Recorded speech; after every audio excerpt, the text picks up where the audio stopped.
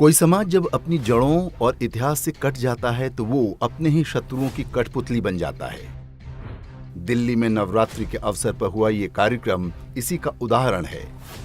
अरविंद केजरीवाल सरकार का एक मंत्री मंच से लोगों को हिंदू धर्म छोड़ने की शपथ दिला रहा है।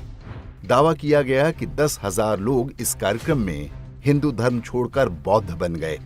पहले उनकी शपथ को सुनिए। मैं ब्रह्मा विष्णु और महेश को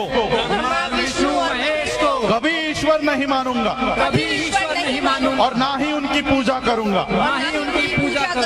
मैं राम और कृष्ण को ईश्वर नहीं मानूंगा, और ना ही उनकी कभी पूजा करूंगा।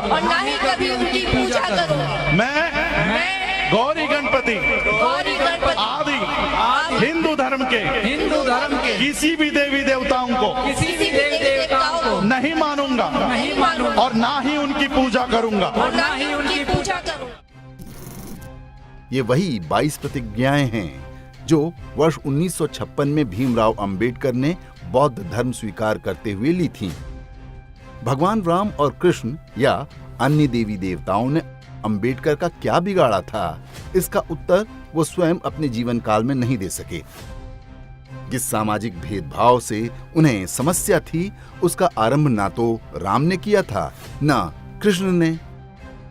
अंबेडकर ने श्री राम का हिंदू धर्म छोड़कर गौतम बुद्ध का बौद्ध धर्म अपनाया, जो राम के ही वंशज माने जाते हैं। दोनों ने ही इक्ष्वाकु वंश के क्षत्रिय परिवार में जन्म लिया था।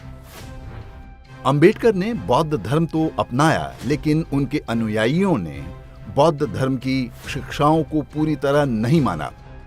आज उन्हें ही नव बौद्ध कहा जाता है। उनकी धार्मिक मान्यता का आधार ही हिंदू धर्म के प्रति नकारात्मकता है। दूसरी ओर मूल बौद्ध धर्म है, जिसमें ऐसी कोई नकारात्मक बात देखने को नहीं मिलती।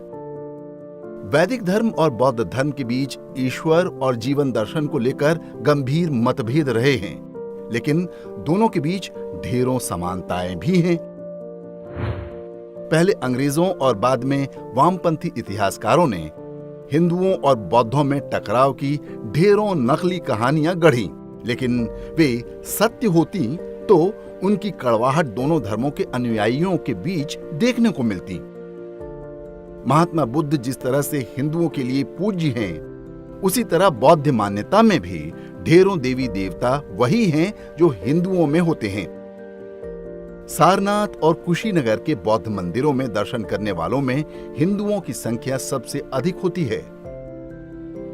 दिल्ली के लक्ष्मी नारायण बिरला मंदिर में गर्भगृह के पास एक विशाल घंटा रखा हुआ है।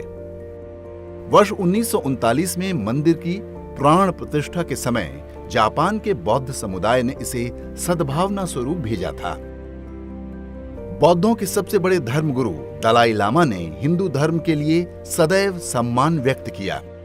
वे हिंदुओं और बौद्धों को जुड़वा भाई की संज्ञा देते हैं।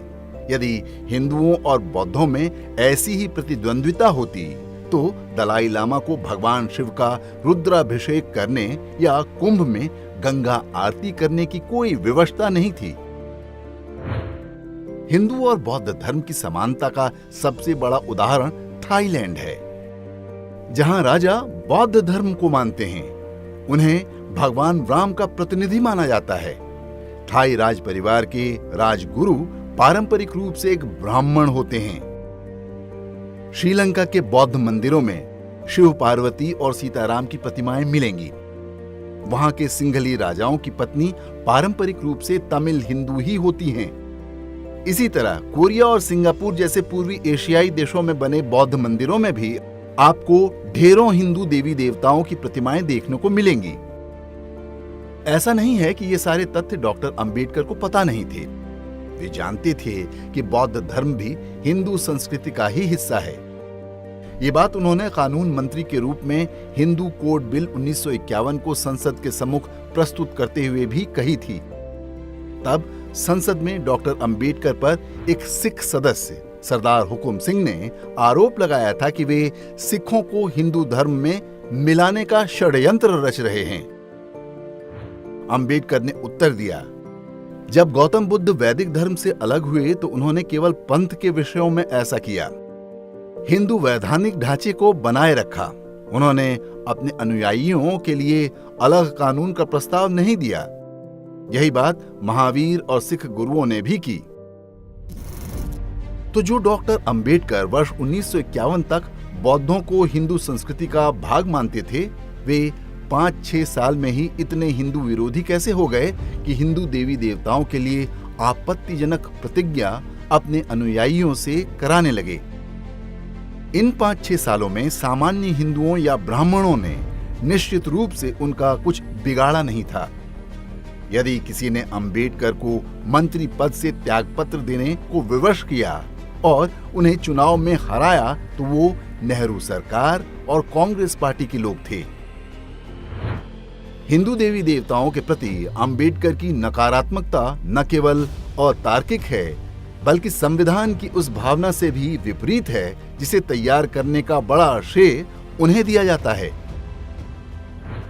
अंबेडकर कुल 65 वर्ष 7 माह 23 दिन जीवित रहे। इसमें से 65 वर्ष 6 माह वे सनातन धर्म के अनुयायी रहे। 14 अक्टूबर वर्ष 1956 को उन्होंने बौद्ध मत स्वीकार कर लिया। कुल 1 माह 23 दिन वे बौद्ध रहे। 6 दिसंबर वर्ष 1956 को उनकी मृत्यु हो गई। संविधान सभा की ड्राफ्टिंग कमेटी की अध्यक्षता करते समय डॉक्टर अंबेडकर सनातनी हिंदू थे। राज्यसभा के सांसद वे हिंदू रहते हुए बने थे। भारत के प्रथम विधि एवं न्याय मंत्री वे हिंदू के रूप में बने थे। वॉइसरॉय की कार्यकारिणी समिति में श्रम मंत्री रहते समय भी वे हिंदू ही थे। तात्पर्य ये कि डॉक्टर अंबेडकर ने अपने जीवन का कोई भी महत्वपूर्ण कार्य बौद्ध बनकर नहीं किया। जो लोग उनके बौद्ध रूप के समर्थक हैं, उन्हें उनको संविधान निर्माता आदि कहने का अधिकार नहीं है, क्योंकि ये सब तो हिंदू अंबेडकर ने किए थे, बौद्ध अंबेडकर ने नहीं। अंबेडकर ने हिंदू रहते हुए ही कई पुस्तकें लिखी जिनमें सनातन धर्म के प्रति कोई वैर भाव नहीं दिखाई देता। उन्होंने इस्लाम और ईसाई मजहबों की कटु आलोचना की। इस्लाम में हिजाब और बुर्के की कुरीतियों पर खुलकर लिखा। वे वीर सावरकर के बहुत अच्छे मित्र थे।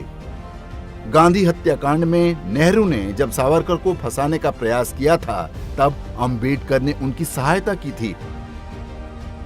अंबेडकर ने जिस भारतीय संविधान की ड्राफ्टिंग की, उसकी मूल प्रति में भी भगवान राम, कृष्ण और नटराज के चित्र हैं। इतना ही नहीं, वे संस्कृत को भारत की राष्ट्रभाषा बनाना चाहते थे, जबकि आज अंबेडकर के ही अनुयायी संस्कृत को ब्राह्मणों की भाषा बताते हैं। सबसे बढ़कर ये कि विभाजन के समय वे चाहते थे कि भारत के सारे मुसलमानों को पाकिस्तान भेज दिया जाए। डॉक्टर अंबेडकर के मन में मात्र 5-6 वर्ष के अंदर हिंदू धर्म के लिए इतनी नकारात्मकता कैसे आ गई, ये निश्चित रूप से एक रहस्य है। हो सकता है कि ये नेहरू सरकार में उनके साथ हुए भेदभाव और अन्याय की प्रतिक्रिया हो। एक अन्य कारण जो हो सकता है वो ये कि अंबेडकर अपने जीवन के अंतिम वर्षों में बहुत बीमार थे। इस समय उन्होंने जो कुछ कहा या किया वो निश्चित रूप से उनके जीवन के प्रमुख वर्षों की बातों से बिल्कुल विपरीत है। ऐसा क्यों हुआ ये तो हम नहीं कह सकते, लेकिन इसके परिणामों से कुछ निष्कर्ष निकाले जा सकते हैं। अंबेडकर की प्रेरणा पर जो लोग नव बौद्ध बने, उनका बौद्ध धर्म की शिक्षाओं से कोई लेना देना नहीं होता। इनमें से अधिकांश ईसाई मिशनरियों के एजेंट हैं। वही उन्हें हार्वर्ड जैसे अमेरिकी विश्वविद्यालयों तक पहुंचने में सहायता करते हैं। नव बौद्धों के नाम पर होने वाली अधिकतर गतिविधियों के पीछे चर्च का हाथ स्पष्ट रूप से देखा गया है। ये आरोप भी लगता रहा है कि चंद्रशेखर रावण और उदित राज जैसों के पीछे भी असली भूमिका चर्च की है। वे जानते हैं कि एक बार जब किसी हिंदू जाति को उसकी जड़ों से दूर कर दिया जाता है तो उसे ईसाई बनाना आसान हो जाता है। हिंदू से बौद्ध बनना वास्तव में ईसाई धर्मांतरण की प्रक्रिया के बीच का हिस्सा है। दिल्ली में आयोजित ये धर्मांतरण कार्यक्रम पहला नहीं था।